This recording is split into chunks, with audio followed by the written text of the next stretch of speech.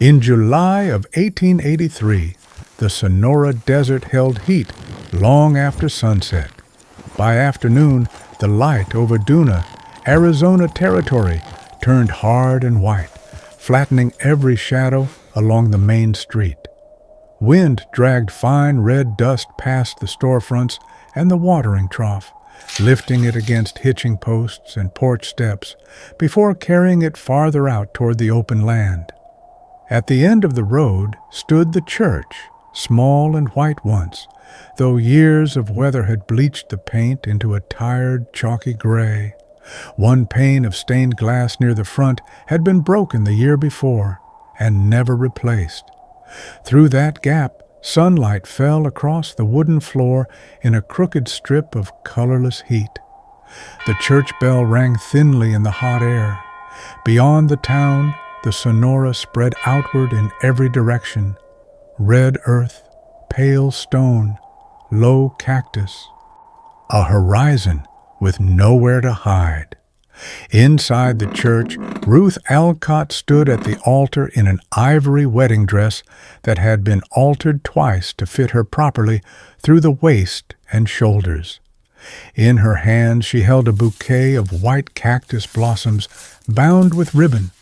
The flowers looked delicate, but she knew better than most people how stubbornly such things could survive in dry ground. Beside her stood Warren Alcott, orderly, composed, safe. His collar sat neatly at the throat. His hair was combed flat. Even the way he held his hand suggested a man who knew how to keep a life in order, how to make numbers line up, how to offer a woman security without ever pretending it was love. Pastor Holden's voice moved steadily through the vows. Ruth listened.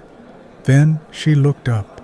Her eyes went past the front pews, past the women fanning themselves in the heat, past the men sitting rigid in Sunday jackets already darkened under the arms. And there, at the very back of the church, sat Jesse Caine. His hat rested in his hands. His back was straight.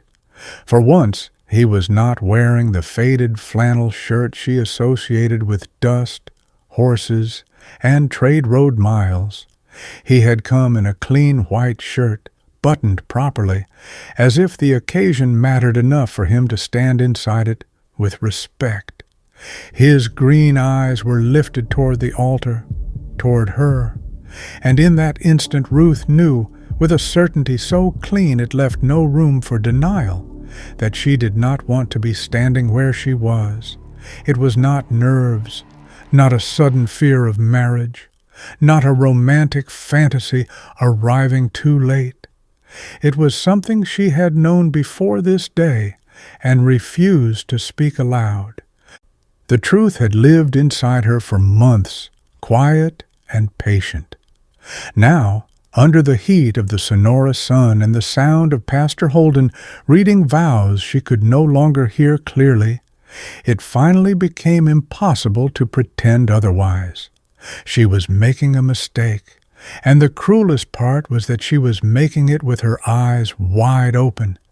8 months earlier, this story had begun in a much smaller moment, with papers, with coffee, with a man who said too little for too long, and with a woman practical enough to choose the wrong life for all the right reasons. There are mistakes born from blindness, and then there are the ones that hurt far more because we step into them fully aware. The Sonora Desert has a way of making the truth feel impossible to ignore, and sometimes, even inside a quiet little church, one look is enough to change the whole weight of a day. But before we follow Ruth and Jesse any farther into this story, tell me something. Where are you right now, and what are you doing while listening to this story? Are you somewhere quiet tonight, or somewhere that still remembers heat, old church pews, and roads running through dry country? Ruth Alcott was 29 years old, and nothing about her suggested carelessness. Her hair was thick and brown, with a trace of red in it. the kind of color that turned warmer under the Arizona sun. Most days, she pinned it up tightly at the back of her head before opening the grocery, though loose strands always escaped by afternoon and curled slightly at her neck when the heat rose. Her skin held the even tan of someone who lived outdoors as much as inside, or crossing the street with supply crates, checking the delivery wagon, stepping into the yard to judge weather and dust before deciding whether to leave the windows open. Her face had softness in it, but not weakness. Full cheeks, a clear, firm mouth, eyes that carried the quiet depth of someone who thought before she spoke and had done so for years. Men who mistook silence for uncertainty usually corrected themselves quickly after talking with her. Her body was full and strong, built less by fashion than by labor. Her shoulders were steady. Her arms knew the weight of flour sacks, inventory ledgers, and wooden crates of canned goods. Her waist and hips had the natural roundness of a woman who had worked through too many seasons to shape herself around anyone else's preferences. She stood upright, not because she felt fearless, but because she had learned long ago that the world took whatever permission a woman gave it to diminish her. Her hands moved with order. Those hands counted stock, balanced books, recorded debt, and wrapped parcels with quick efficiency. They knew how to open the store at dawn, tally accounts by lamplight, and stretch a week's worth of coin farther than most people thought possible. She wore practical dresses that could survive dust and handling, aprons that held pencil stubs and folded receipts, boots sturdy enough for the boardwalk and the back room alike, and a worn coat for early mornings when the desert still carried a trace of cold. Her father had left her the grocery store. He had also left her $600 in debt. That was the part people remembered less kindly. In Duna, sympathy rarely lasted as long as unpaid money. After his death, Ruth had inherited shelves of dry goods, a small back office, and enough debt to crush a weaker person within a year. But she had not folded. She had learned to measure life by necessity.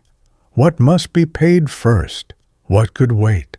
What could be repaired instead of replaced? She did not dislike feeling. She had simply trained herself to place it after duty, because duty had bills attached and sorrow did not. That practicality became her shelter and, over time, her prison. Ruth did not choose Warren because she was naive, nor because she mistook security for love. She chose him because the numbers made sense. Her father's debt could be cleared. The store could remain hers. The future, if not warm, could at least be stable. On paper, it was the correct decision, and that was what made it tragic. Ruth Alcott had not been swept into the wrong marriage by fantasy. She had walked into it by reason. Sometimes the most painful mistakes are not the reckless ones. They are the ones made by people who have been responsible for too long. Ruth did not choose Warren because she loved him. She chose him because he was the answer that made sense in ink and arithmetic. And sometimes the things that look right on paper are the very things that quietly turn a life in the wrong direction. And Jesse Caine was exactly the kind of man who made all that careful arithmetic begin to lose its power. Jesse Caine was 37 years old, and he carried the look of a man who had spent most of his life under open sky. He stood just over 6 feet tall, the kind of height that made him noticeable in a town like Duna without him needing to say a word. His shoulders were broad, his back strong in the way of someone who had spent 20 years climbing in and out of a saddle before sunrise and long after dusk. His build was lean rather than heavy, all muscle and endurance, the kind shaped by miles of riding rather than by any intention of appearance. His face held the marks of weather. Sun had darkened his skin to a deep bronze. Fine lines had formed around the corners of his eyes from years of squinting against desert light. His cheekbones were high and sharp, his jaw square and steady. Nothing about him looked soft, but nothing looked harsh either. There was a calmness in his expression that came from living long stretches of life without crowds, noise, or unnecessary conversation. His eyes were what most people remembered, a clear green that showed brighter in sunlight but rarely drew attention to itself. Jesse did not use them to challenge people. He used them to observe. His hands told their own story. Wide palms, thickened with calluses from rains and leather, rope burns and cold mornings. Hands that knew horses, knew trail dust, knew the quiet patience required to move freight and riders safely along the long commercial routes between Arizona towns. Most days he wore the same practical clothing as every other working rider in the territory. A faded flannel shirt rolled at the sleeves, a dark hat shaped by years of use, sturdy riding boots, and a simple belt that held the few tools a man needed when most of his work happened far from buildings. But on the day of Ruth's wedding, he had worn something different. A white shirt, pressed as clean as the town's laundry could manage, tucked carefully into his trousers. Not fancy, not new. Just an effort that told anyone paying attention that he had come to the church with respect for the moment, even if the moment did not belong to him. Jesse was not a man who pushed his way into other people's lives. For the last 18 years, he had worked the trade routes that carried goods and letters across the Arizona territory, from Tucson up through scattered desert settlements like Duna and beyond. It was the kind of work that required reliability more than charm. You rode where the job sent you, you finished the contract, and when it was done, you moved along to the next stretch of road. He was used to arriving in towns where nobody knew him and leaving again before anyone expected him to stay. It was a life that taught patience. It also taught silence. Jesse believed that silence could be a form of respect. If a woman had built a life before you arrived, you did not assume the right to change it. If a man had obligations, you did not stand in the way of them without reason. But silence, when held too long, can become its own kind of mistake. And in Jesse's case, that mistake had grown quietly over 8 months. He had watched Ruth run her store, balance her ledgers, and carry the weight of her father's debts with a dignity that never asked for sympathy. He had noticed the small details others ignored. The way she drank her coffee bitter without sugar. The way she listened more than she spoke. The way her shoulders eased slightly whenever a conversation stopped pretending and became honest. He had noticed all of it. And he had said nothing, because he thought staying silent meant he was doing the honorable thing. What he did not realize was that silence has a cost, and sometimes the most painful mistakes a man makes are not the things he says at the wrong time. They are the things he never says until the moment has already passed. Before that wedding day in the church, there had been 8 quiet months in Duna. Months filled with small encounters that slowly changed the way Ruth looked at the world she had carefully planned. Ruth first met Jesse Caine on a wooden bench inside the Duna Town Registry office. The room was small, built more for paperwork than the conversation. A tall desk stood near the window, where the clerk sorted documents beneath a fan that moved too slowly to matter in the Arizona heat. The smell of ink, dust, and old paper hung in the air. Ruth sat with a stack of folded documents in her lap.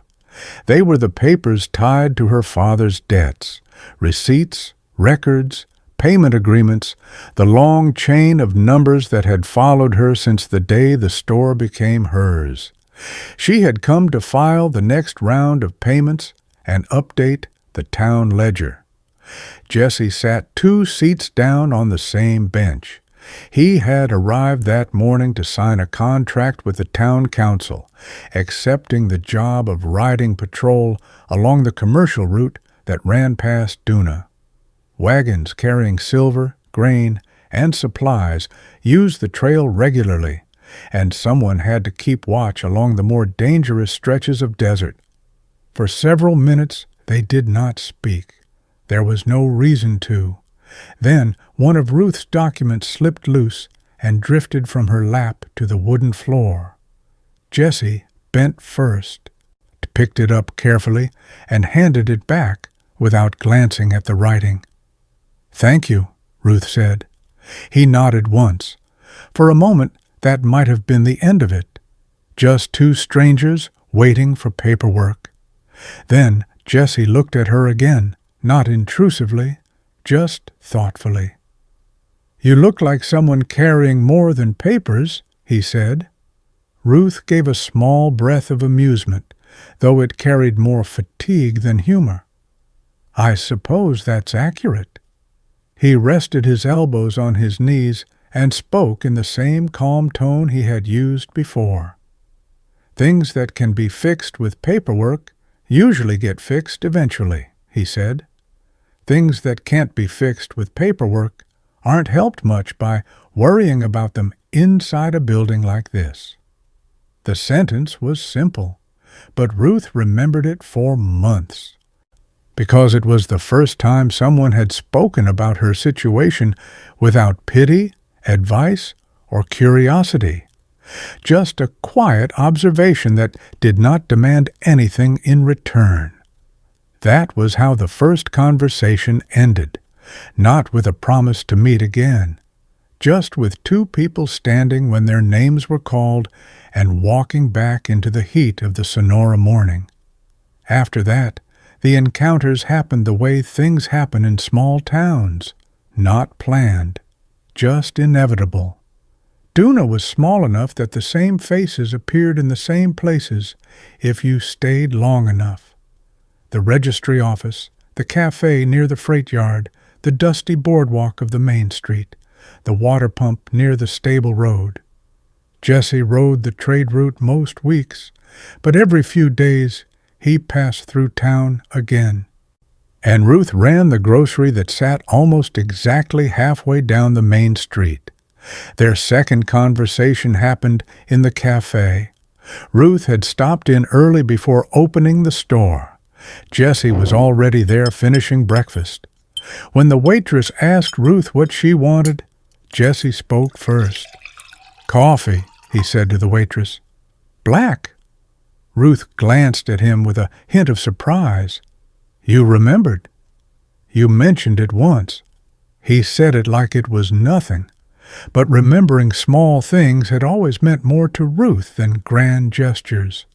After that morning, they began speaking whenever their paths crossed. Never long conversations, never anything that could be mistaken for courtship. Just steady exchanges. Jesse would stop his horse outside the store some afternoons and lean slightly in the saddle while they spoke for a few minutes. But he never tied the horse unless he had something to buy. Even then, he stayed only a short while. He asked questions that were simple but careful. How was the store doing that week? Whether the flour shipment had finally arrived? If the summer heat was hurting the fruit supply? And when Ruth answered, he listened fully, not the distracted listening of someone waiting to speak next, the kind that left space for the whole answer. Ruth noticed something else. Jesse never filled silence with unnecessary words. If the conversation reached a natural pause, he let it rest there without forcing it forward. That quiet patience made the time they spent talking feel calmer than most of the rest of her day. Weeks turned into months. Sometimes Jesse stopped by in the morning, sometimes at dusk, when the desert sky turned copper and the dust in the street glowed under the last light. Every visit remained brief, and yet Ruth began to notice how the rhythm of her day shifted around those moments. She found herself listening for the sound of hooves slowing near the store. She noticed when an afternoon passed without that familiar pause at the door. Nothing had been promised between them. Nothing had been spoken plainly. But something had begun forming all the same. It was not loud, not dramatic, just a quiet recognition that grew stronger with every small encounter. Ruth understood exactly what was happening. She also understood that Jesse Caine did not belong to the future she had carefully planned. And the more clearly she saw that truth, the more carefully she tried not to think about it. Because some connections grow not through declarations, but through the quiet accumulation of small kindnesses. A remembered cup of coffee, a conversation that lasts 2 minutes longer than expected. A man who pauses outside a store simply because he wants to see if you are doing all right. There are loves that begin with the words, "I love you." And then there are the ones that begin with someone remembering exactly how you take your coffee and returning again as though that memory matters. By the 5th month Jesse had been in Duna, those small moments had become something neither of them could quite pretend not to feel. And that was exactly when Warren Alcott walked into Ruth's store with a proposal that would change everything. Warren Alcott made his proposal the way he handled most things in life. Directly. He arrived at Ruth's store in the late afternoon of the 5th month Jesse had been in Duna. The sun hung low, but the heat still pressed down through the open doorway. Warren removed his hat, set it neatly on the counter, and spoke with the calm certainty of a man accustomed to agreements being taken seriously. "I've been thinking about a practical arrangement," he said. Ruth waited. Warren owned the silver works outside town, the largest operation within 50 miles. He had money, influence, and a business that required constant oversight. Since his first wife's death 2 years earlier, the accounting had fallen mostly onto his own shoulders. "You manage books well," he continued, "better than most men I've hired." "That's kind of you to say." "It's not kindness, it's observation." He rested one hand lightly on the counter. "I need someone who can run the office properly, someone steady." Ruth already understood where the conversation was going. "And I know," Warren added calmly, "your father left you with certain debts." $600.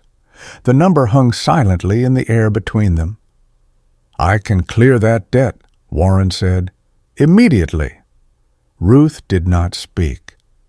"In return," he continued, "we would marry. You would manage the accounts for the silver works. The store could remain in your name if you wished. It's a sensible arrangement. No poetry, no declarations, just the outline of a life that would work." Ruth had spent years living inside practical calculations. She knew exactly what Warren was offering: stability, security, freedom from the slow tightening pressure of debt, a future that made sense. And because it made sense, she said yes. The engagement passed quietly through town. People approved. Warren was respected, Ruth was known as capable and reliable. The marriage seemed to most of Duna like the natural result of two sensible lives aligning. But something changed the day the news reached Jesse. Ruth was closing the store when he rode up that evening. He dismounted slowly, tying the reins to the hitching post with the same deliberate movements he always used. "You're getting married," he said. It was not a question. "Yes." He nodded once. For a moment he looked like a man measuring distance across open land, calculating how far something had already moved beyond reach. "Warren Alcott," he said. "Yes." Another nod. "Well," Jesse said quietly, "he's a decent man." Ruth watched him carefully. "Are you going to say anything else?" He held her gaze. "No," he said. And that was the moment she first felt the shift, because the silence between them suddenly carried the weight of everything that had never been spoken. Weeks passed.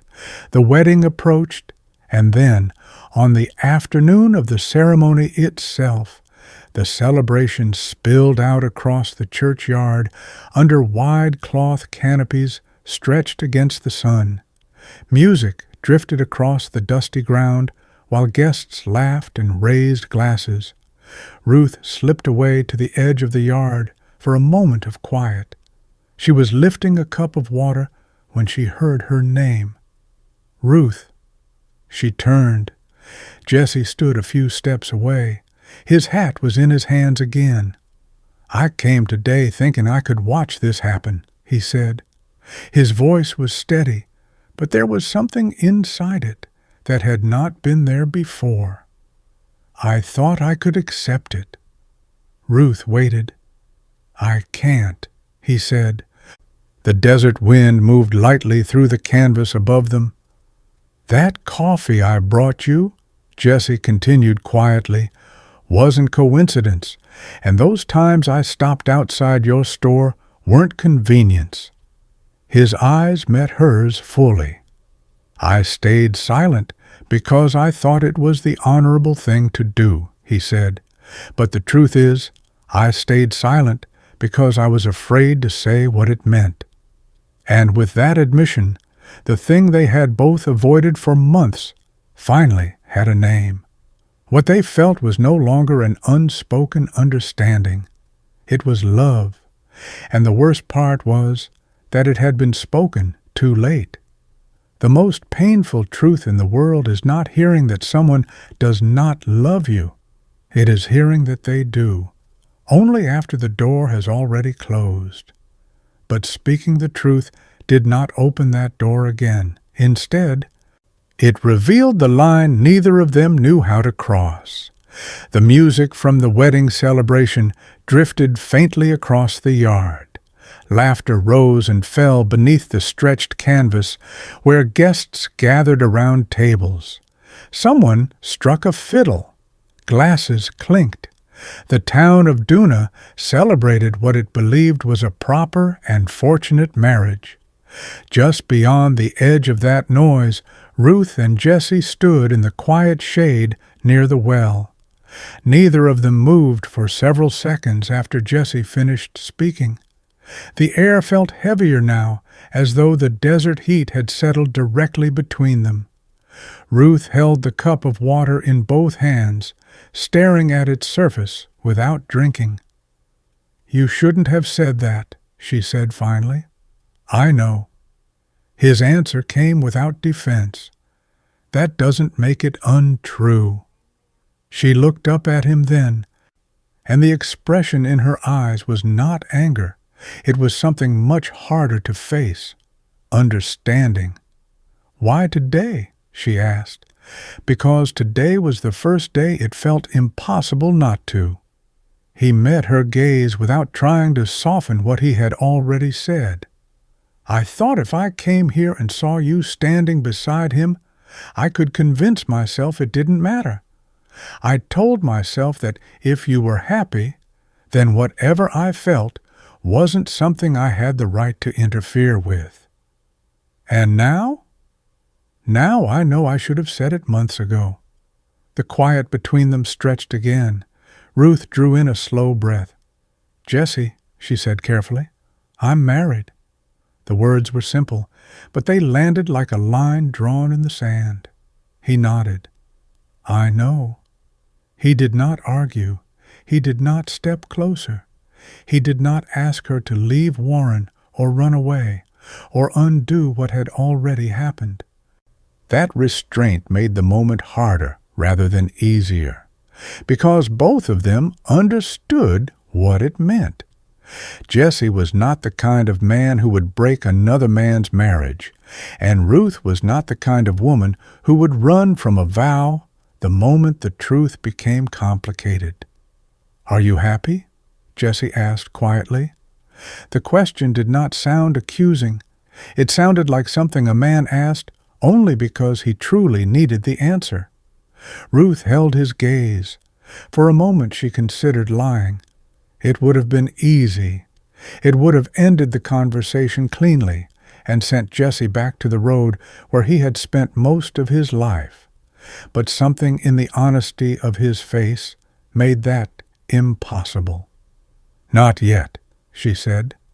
One word, yet it carried more weight than the vows she had spoken inside the church. Jesse closed his eyes briefly, not in frustration, but in acceptance of the truth she had chosen to give him. "Then I hope someday you are," he said. There was no bitterness in the sentence, only a quiet respect for the life she had chosen. He placed his hat back on his head. Neither of them stepped forward. Neither reached for the other. They simply stood there with the knowledge of what existed between them and the equally clear knowledge that it could not be acted upon. Not now. Not like this. There are feelings strong enough to change the course of a life. But sometimes the people who carry them are also strong enough to refuse turning them into something selfish. Ruth and Jesse both understood that line, and because they understood it, they did not cross it. Instead, they stepped back into their separate lives, and over the next months, when something even harder began to happen, they learned that it is entirely possible to continue living an orderly, respectable life while quietly suffocating inside it. 6 weeks after the wedding, Ruth Alcott sat alone in the office of the Silver Works with 3 ledgers open in front of her. It was nearly 8 in the evening. The last of the workers had gone home, and the long room outside the office had fallen quiet except for the slow ticking of the wall clock and the faint metallic smell that always lingered around the refinery. A kerosene lamp burned on the corner of her desk. Ruth leaned forward, pencil in hand, studying the same column of numbers she had already checked twice. The figures refused to settle. She added them again carefully. The total came out wrong for the 3rd time. For a moment she stared at the page without seeing it, not because the arithmetic was difficult. Ruth had spent years managing accounts far more complicated than this. The problem was not the numbers. The problem was that her mind kept drifting somewhere else. Life with Warren Alcott was not cruel. That was what made it so difficult to explain, even to herself. Warren was not a harsh man. He never raised his voice. He treated Ruth with courtesy, trusted her judgment with the business, and fulfilled every practical promise he had made before the wedding. The house was orderly. The accounts were stable. The debt her father left behind had been paid in full. On paper, everything about her new life worked exactly the way it was supposed to. And yet, something essential was missing. When Warren moved through their shared life the way he moved through his business dealings, efficient, focused, careful, Conversations rarely wandered beyond schedules, shipments, or the expansion of the refinery into neighboring towns. When they sat together in the evenings, he often read reports while Ruth balanced the day's accounts. There was no cruelty in it, only distance, the kind that left a person feeling unseen even while sitting in the same room. Ruth finished the column of numbers again and finally closed the ledger. Outside, the desert night had begun to cool the air slightly. She stepped onto the boardwalk and walked slowly down the quiet main street toward home. Duna slept early in the summer heat. Most lamps were already dark. But as she passed the old grocery store that still bore her family name above the door, Ruth paused without meaning to. Across the street, near the far end of the road, a horse stood briefly in the fading light. Jesse Caine. He sat in the saddle, not looking directly toward her door, but not leaving either. After a moment, he turned the horse and continued down the road, disappearing past the last row of buildings. He had never come inside the store again. He had never tried to speak with her beyond the polite nod they exchanged when their paths crossed in town. He did not create trouble for her marriage. He did not remove himself from the edges of her life either. When his original patrol contract ended in late July, he renewed it for another 6 months. Ruth heard that from the town clerk. She did not ask Jesse about it, and he did not explain. So their lives continued in careful distance. Ruth worked at the refinery by day and managed household accounts by night. Jesse rode the trade routes and returned to town every few days before setting out again. Nothing dramatic happened. No arguments, no scandals, just the slow realization that life could continue moving forward in perfect order while something inside it quietly dried out. 3 months after the wedding, Ruth found herself lying awake one night, staring at the ceiling in the dark. The question arrived without warning. How long? Not how long the marriage would last, how long she could continue living a life that functioned perfectly while something essential inside her felt absent. The question had no answer that night, but once it had been asked, it refused to leave. And one morning not long after that, as the first light of the Sonora Desert spread across the quiet streets of Duna, Ruth found herself standing at the town well, and for the first time since the wedding, she stopped pretending she did not already know the truth she had been avoiding. The town well stood at the edge of the main street, where the last wooden buildings gave way to open desert. Early morning was the only time the place felt quiet. Before the wagons began moving, before the refinery whistle, before the sun climbed high enough to press the air flat against the ground. That morning the light over the Sonora Desert was still soft. The sky had only begun its slow change from gray to pale pink. The air carried a brief coolness that would vanish within the hour. Ruth Alcott lowered the bucket into the well and listened to the rope slide against the wood. She had not slept much the night before. For weeks the same thought had been circling quietly inside her mind, never fully forming into a decision, but never leaving either. Now it sat clearly in front of her. The reasons that had once made her marriage necessary were gone. Her father's debt had been paid months earlier. The grocery store was stable. The life she had built before Warren still existed. All the practical calculations that had pushed her toward that wedding had slowly disappeared. What remained was only the truth she had been refusing to name. Footsteps approached behind her, not hurried, not hesitant.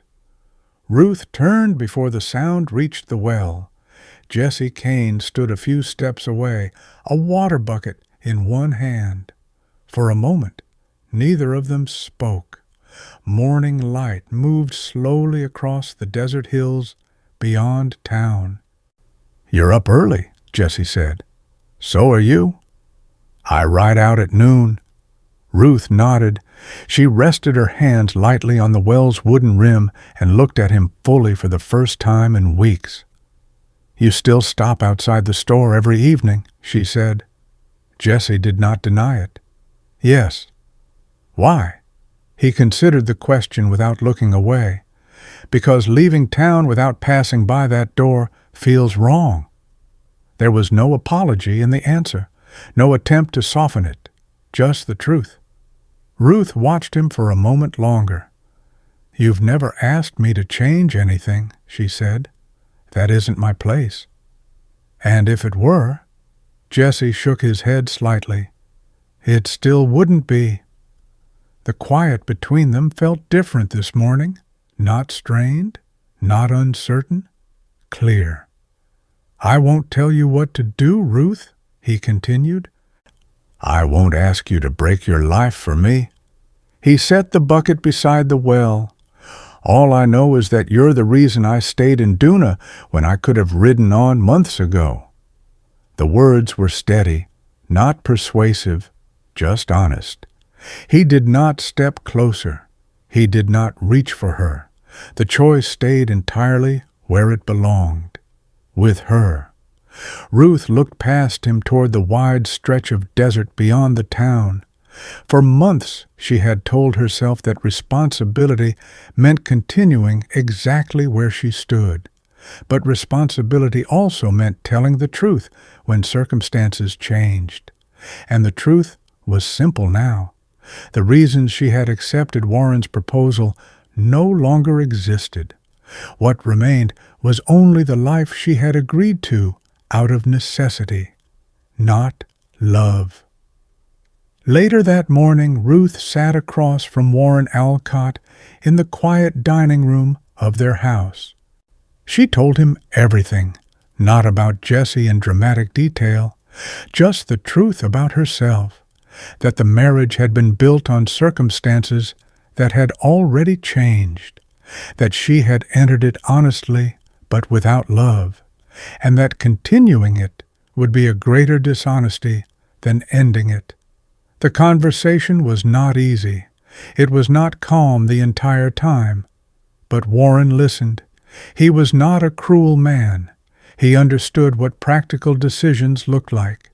And eventually he nodded once, the same way he had when making business agreements. "It won't be simple," he said. "I know. People will talk.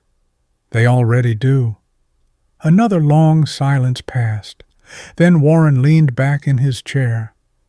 "If this is something you are certain of," he said quietly, "then we will end it properly." Ruth left the house that afternoon with a strange calm she had not felt in months. She walked to the stable road at the edge of town. Jesse was brushing down his horse when she arrived. He turned when he heard her footsteps. "I spoke with Warren," she said. Jesse waited. He agreed. For several seconds Jesse said nothing. Then he asked the question that mattered most. "You did this because it's what you want," he said carefully. "Not because of me." Ruth met his eyes. "I did it because I couldn't keep pretending I didn't know the truth." That answer seemed to settle something deep in his expression. The decision had not been made for him. It had been made for her own life, and that difference meant everything. People do not truly begin a new life by running toward someone else. They begin it by finally refusing to live against the truth they already know. Late afternoon settled gently over the edge of Duna. The Sonora Desert held a different kind of light at that hour. The harsh white glare of midday softened into long gold shadows that stretched across the dirt road and between the scattered cactus beyond the town's edge.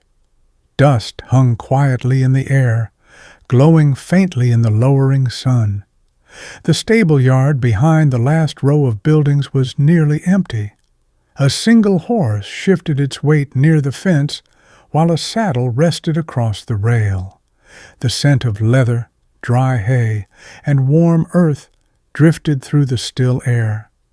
Jesse Caine stood beside the horse with a brush in his hand. When Ruth approached, he set the brush down slowly. Neither of them spoke right away. For months their conversations had always carried caution, restraint, the careful awareness of lines that could not be crossed. But now the silence between them felt different, clearer, simpler. The desert wind moved lightly across the yard, carrying the faint rustle of dry grass from the open land beyond town. Jesse stepped closer, but not close enough to assume anything, not close enough to take something that had not been offered. He lifted one hand slightly, not to claim it, just to offer it.